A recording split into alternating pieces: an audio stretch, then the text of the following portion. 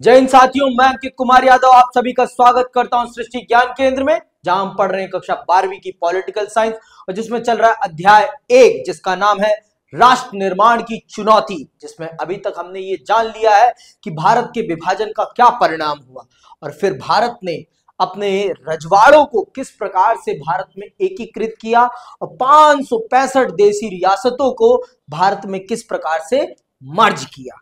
अब है भारत के राज्यों के पुनर्गठन की समस्या। भारत तो बन गया, भारत का एकीकरण हो गया, विभाजन होकर जिनको जाना था वो चले गए और जिनको यहां से भी वहां जाना था वो भी चले गए। दोनों चीजें हो चुकी थी। अब नए भारत की रूपरेखा को एक सही से सुव्यवस्थित करना था, क्योंकि देश संघीय ढांचे पर चलना था। तो संघीय ढांचे पर चलाना था देश को, तो सत्ता के 2 स्तर बनाने थे, है ना।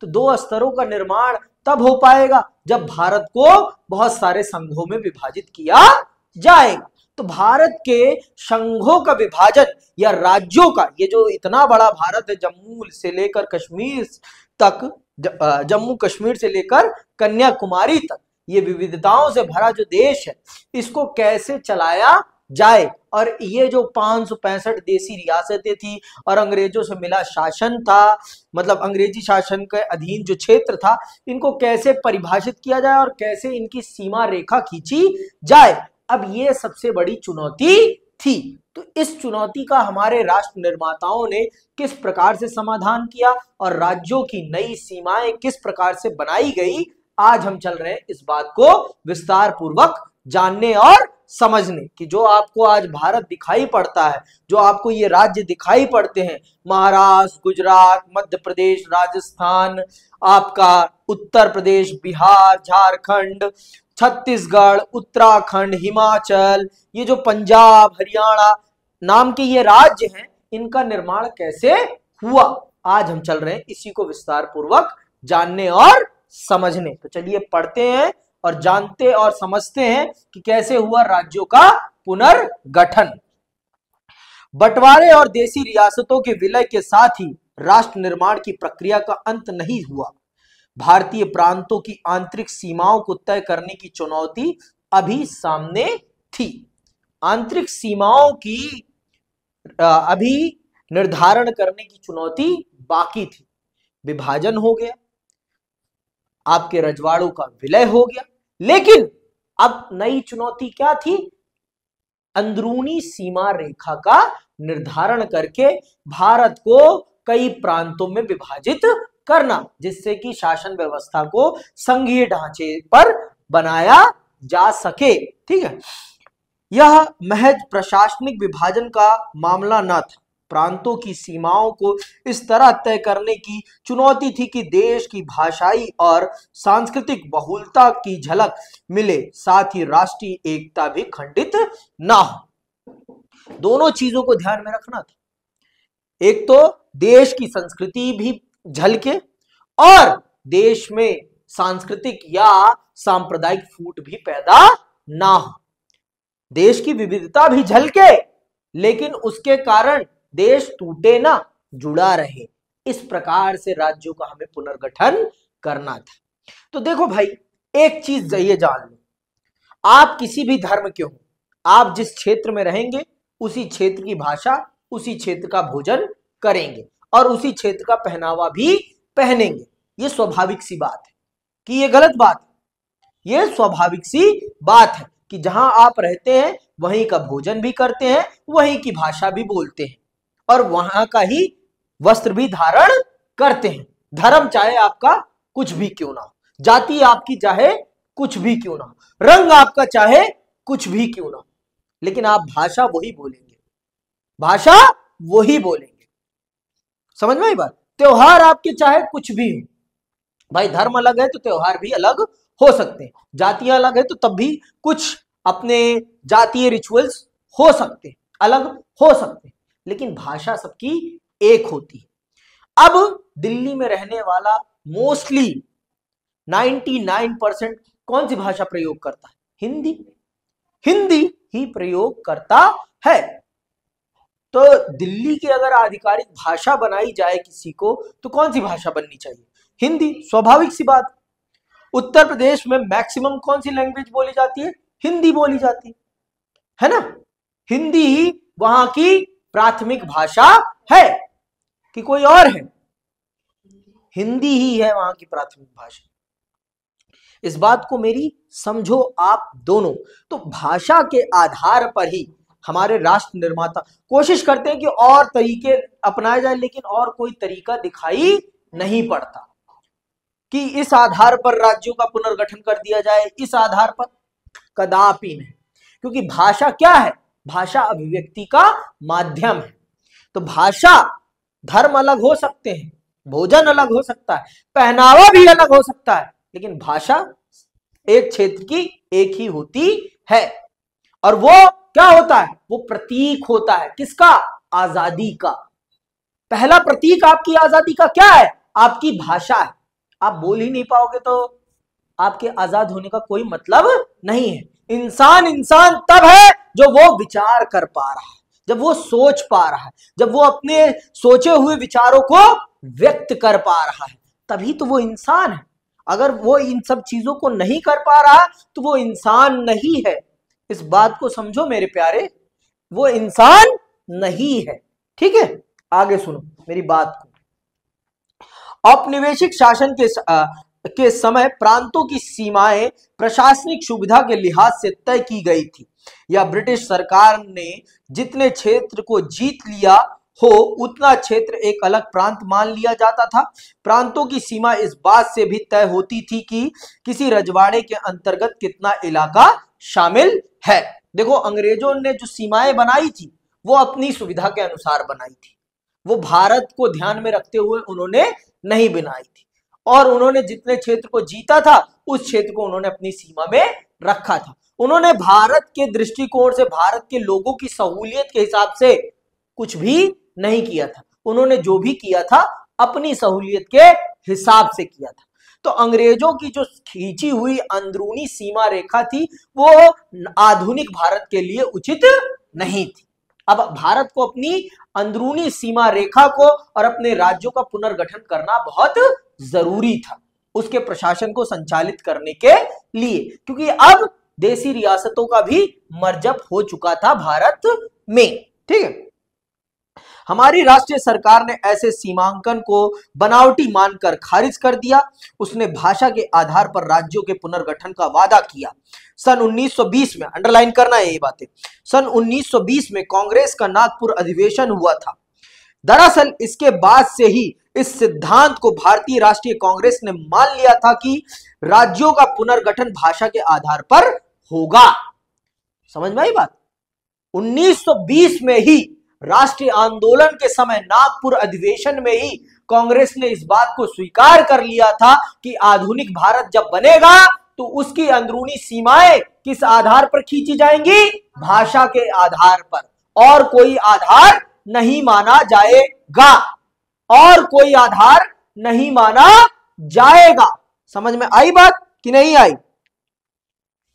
अनेक प्रांतीय कांग्रेस समितियों को भाषाई इलाके के आधार पर बनाया गया था और ये समितियां ब्रिटिश इंडिया के प्रशासनिक विभाजन को अपने कामकाज में नहीं बरतती थी। तो कांग्रेस की जो समितियां थी उनका भी निर्माण भाषाई आधार पर ही किया गया था और वो अंग्रेजी सीमा रेखा को स्वीकार नहीं करती थी। मतलब वो पहले से ही कांग्रेस ने ये माइंडसेट बना लिया था कि भारत का जो आधुनिक अंदरूनी सीमा का रेखांकन होगा वो किस आधार पर होगा? भाषा के आधार पर होगा। किस आधार पर? भाषा के आधार पर होगा। समझ में आई बात कि अभी भी नहीं आई? पक्का? आगे सुनो। आजादी और बंटवारे के बाद स्थितियां बदली। हमारे नेताओं को चिंता हुई कि अगर भाषा के आधार पर प्रांत बनाए गए तो इससे अव्यवस्था फैल सकती है।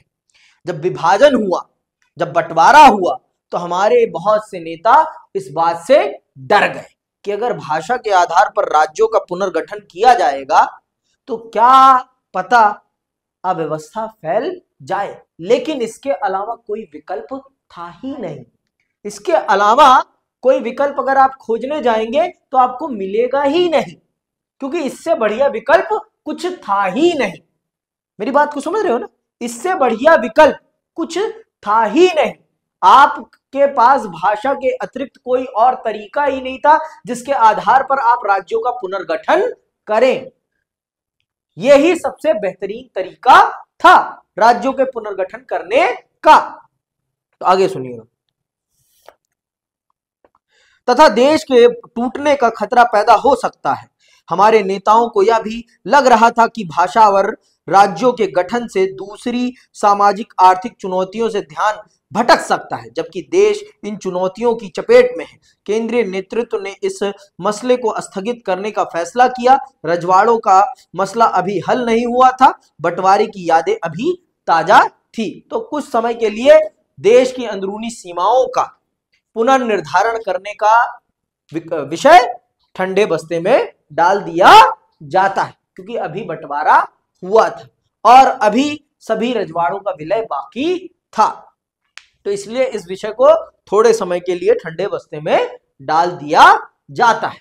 लेकिन कहते हैं ना, जिन विषयों को आप ठंडे बस्ते में डालने की कोशिश करते हैं वही विषय कुछ समय बाद आपके सर चढ़कर बोलते हैं। तो चलिए देखिए कैसे सर चढ़ता है ये भारत की राजनीति पर ये विषय।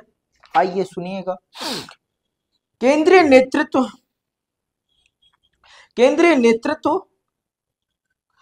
नेतृत्व के इस फैसले को स्थानीय नेताओं और लोगों ने चुनौती दी।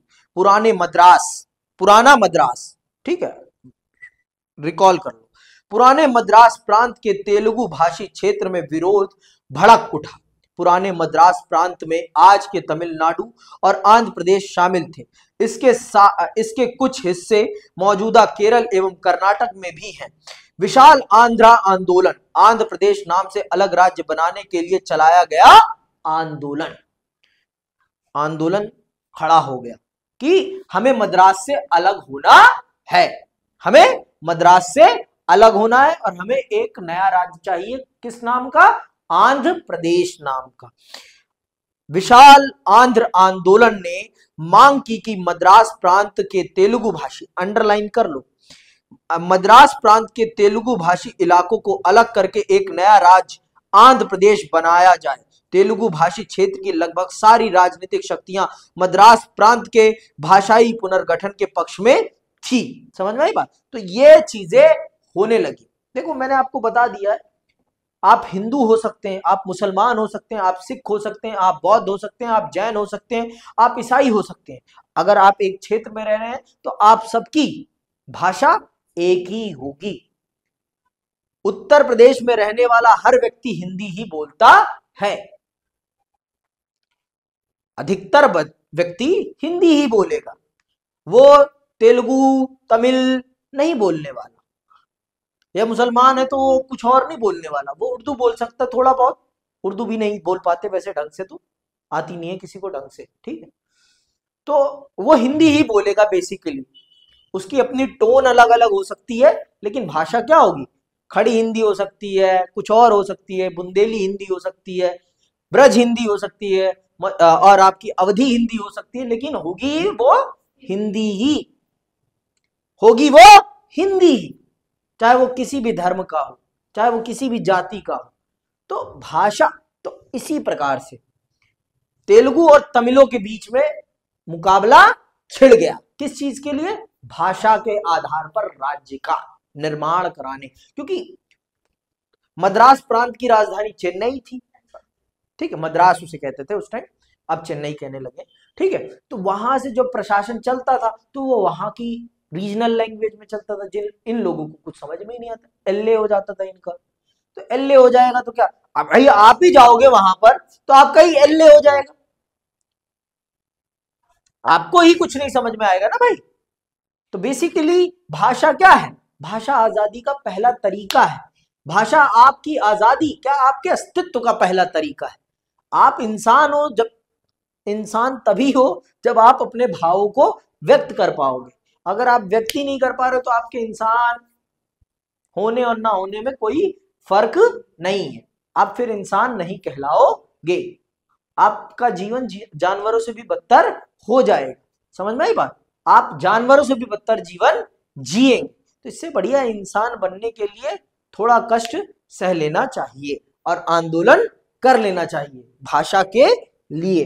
ठीक है, आपकी भाषा, आप लोगों ने लास्ट लेसन पढ़ा भी है ना, लास्ट लेसन इसी विषय पर है ना, अंग्रेजी का पहला अध्याय जो है द लास्ट लेसन, उसमें आपको जर्मन और फ्रेंच के बारे में बताया जाता है, लैंग्विस्टिक चावलिज्म के बारे में पढ़ाया जाता है ना, कि कैसे जर्मन लोग फ्रेंच लोगों पर अपनी भाषा थोपते हैं, और वो क्या कहलाती है, लैंग्विस्टिक चावलिज्म, है ना, अंग्रेजी पढ़ा कर थोड़ा बहुत,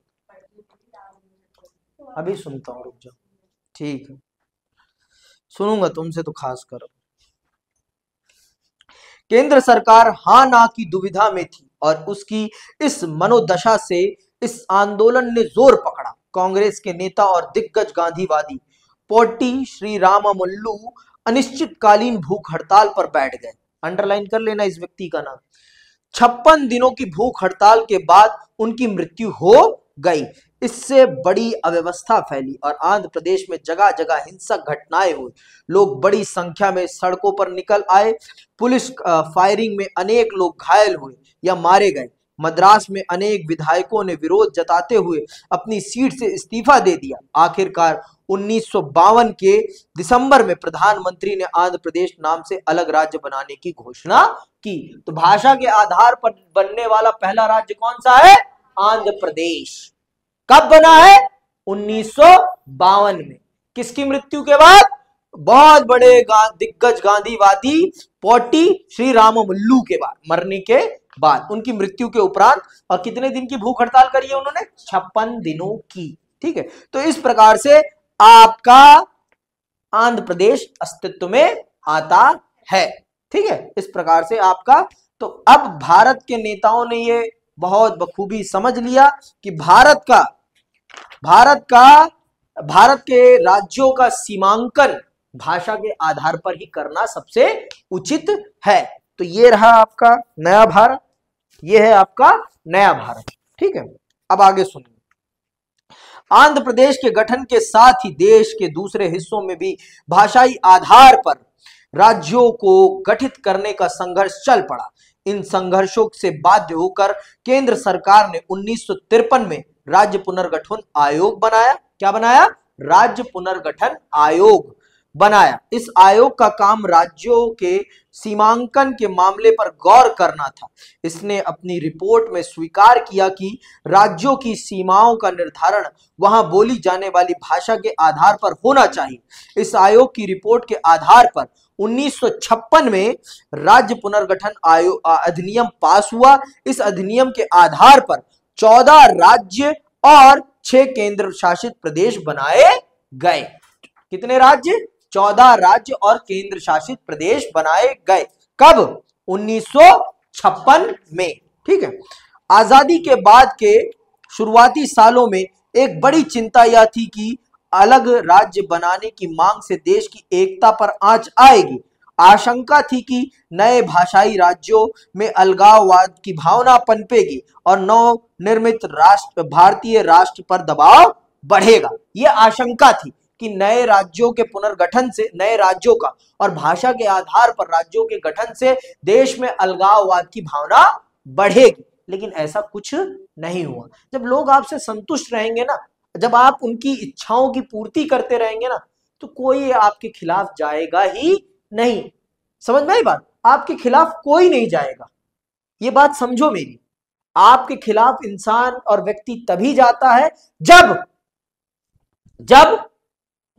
जब उनकी इच्छाओं की पूर्ति नहीं होती। जब उनकी, देखो, लोगों को भी पता होती है कि कौन सी इच्छाएं उचित है और कौन सी इच्छाएं अनुचित है, ये सब जानते हैं। तो जब उचित चीजें मान ली जाएंगी ना, तो कोई भी आपके खिलाफ कभी नहीं जाएगा, कभी नहीं जाएगा। इस बात को समझिए आप। अगर भारत के विभाजन से पूर्व बड़ी संख्या में मुसलमान खड़े होकर, मैं ये बड़े दावे के साथ कह रहा हूं, अगर उन्होंने मोहम्मद अली जिन्ना के खिलाफ आंदोलन कर दिया होता ना, कभी पाकिस्तान नहीं बनता, कभी पाकिस्तान नहीं बनता। लेकिन उनको अपने कौम प्यारी थी, तो ले लो कौम प्यारी करके, मांग तो रहे हो कटोरा पकड़ के भीख। कर लो, हो गई इच्छा पूरी, हो गई इच्छा पूरी, बन गए कंगले। एक दूसरे का गला ही तो काट रहे हो आज के टाइम पर। सिंधी बलूची को पसंद नहीं करता, बलूची सिंधी को पसंद नहीं करता, पंजाबी को पसंद नहीं करता, लड़ो आपस में। देख कुत्ता घसीटी चल रही है पाकिस्तान में, और बांग्लादेश में और स्थिति देख लो आप, नरसंहार चल रहा है वहां तो। ठीक है, आगे सुनिए। जनता के दबाव में आखिरकार नेतृत्व ने भाषा के आधार पर राज्यों के पुनर्गठन का मन बनाया। उम्मीद थी कि अगर हर इलाके के क्षेत्रीय और भाषाई दावे को मान लिया गया तो बंटवारे और अलगाववाद के खतरे में कमी आएगी। इसके अलावा क्षेत्रीय मांगों को मानना और भाषा के आधार पर नए राज्यों का गठन करना एक लोकतांत्रिक कदम के रूप में भी देखा गया। मतलब जनता ने इसको सकारात्मक दृष्टि से देखा और ये माना कि सरकार उनकी इच्छाओं का आदर सत्कार कर रही है। जनता ने उनके खिलाफ जाने का नहीं सोचा, जनता ने भी ये मान लिया कि सरकार उनके ही पक्ष की बात कर रही है, किसी और के पक्ष की बात नहीं कर रही। सरकार उनके ही फेवर में है, उनके विरोध में नहीं है, उनके विरोध में नहीं है। समझ में आई बात? आगे सुनो। भाषावार राज्यों के पुनर्गठन की घटना को आज 50 साल से भी अधिक समय हो गया। 50 क्या 60 साल हो गए हैं, है ना? 60 साल से भी ज्यादा समय हो चुका है ना? 1956 में राज्यों का पुनर्गठन हुआ है, तो आज समय आप लगा लो, 4 वो हो गए, 4 साल वो, 60 40 44 44 20 कितने होते हैं? 44 20 64 64 4 68 68 साल हो चुके हैं भारत को अपने राज्यों का भाषा के आधार पर पुनर्गठन करे हुए। तो अब आप खुद देख लो कितना बेहतरीन तरीके से देश चल रहा है। कि कोई दुविधा है देश में? दुविधा है? सुंदर तरीके से चल रहा है, सुंदर, है ना? दिसंबर में ही पहली बार भाषा के आधार पर राज्यों का पुनर्गठन हुआ था, है ना? भाषावार राज्यों के पुनर्गठन की घटना को आज 68 साल से भी अधिक समय हो गया। हम कह सकते हैं कि भाषाई राज्य तथा इन राज्यों के गठन के लिए चले आंदोलनों ने लोकतांत्रिक राजनीति तथा नेतृत्व की प्रकृति को बुनियादी रूप में बदला है।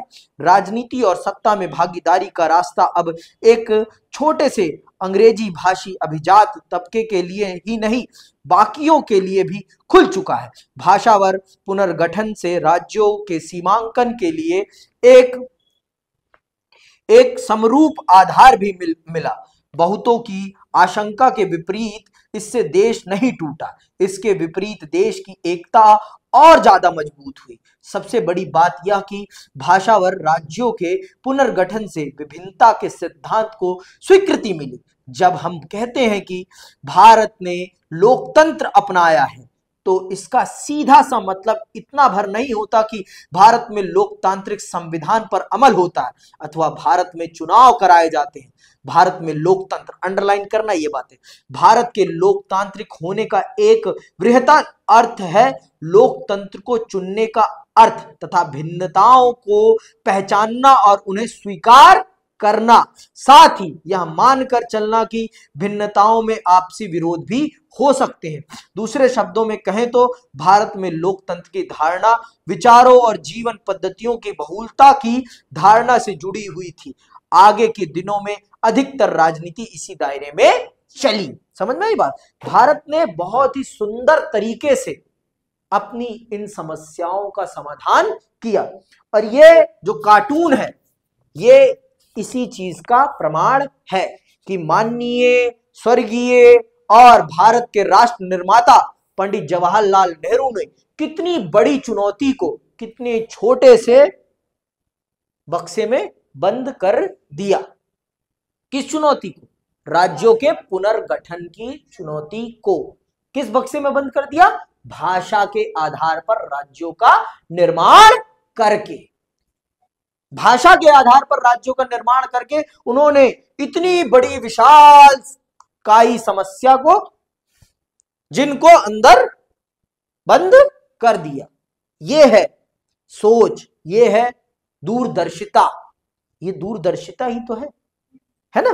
तो ये आप समझिए कि कितने बेहतरीन तरीके से उन्होंने इस समस्या को समझा और उन्होंने कितनी अच्छी तरीके से इस समस्या का समाधान करके और भारत को एक नई रूपरेखा प्रदान कर दी, जिससे कि भारत कभी खंडित ना हो, विखंडित ना हो और सुंदर और सुशील बना रहे सदैव, उसमें किसी भी प्रकार की कोई त्रुटि ना आने पाए, किसी भी प्रकार की कोई समस्या ना आने पाए। भारत ऐसा ही एकजुट बना रहे और भारत ऐसे ही प्रगति करता रहे। ये पंडित नेहरू की बड़ी दीर्घकालिक सोच का ही परिणाम है कि आज ये भारत अपनी एक नई ऊंचाई को छू रहा है। देखिए, वैचारिक मतभेद हो सकते हैं आपके किसी से भी, लेकिन आप बीते समय में जिस व्यक्ति ने इस देश का निर्माण किया उसको गालियां बके, ये उचित नहीं है। अपने राष्ट्र निर्माताओं पर गालियां नहीं बकनी चाहिए, उनका हमें सम्मान करना चाहिए। वैचारिक मतभेद होना स्वाभाविक है, हम आज के समय में हैं तो हम अब आज की परिस्थितियों को ध्यान में रखते हुए उनका आकलन करेंगे तो ये उचित नहीं है। आप सोचें, कुछ भी करें, लेकिन आप पढ़ें पहले कि उन्होंने किस परिस्थिति में इस देश को बनाया है और किन संसाधनों के साथ बनाया है।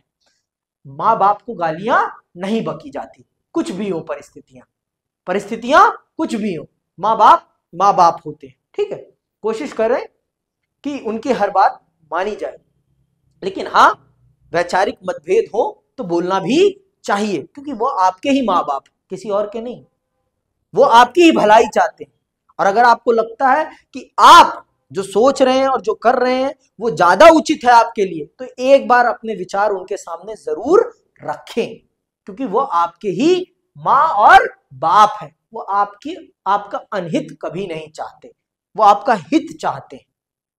और एक बार अपना पक्ष रखना आपका भी अधिकार है, पर रखने का तरीका होता है, चिल्ला के नहीं रखा जाता, रखने का तरीका होता है।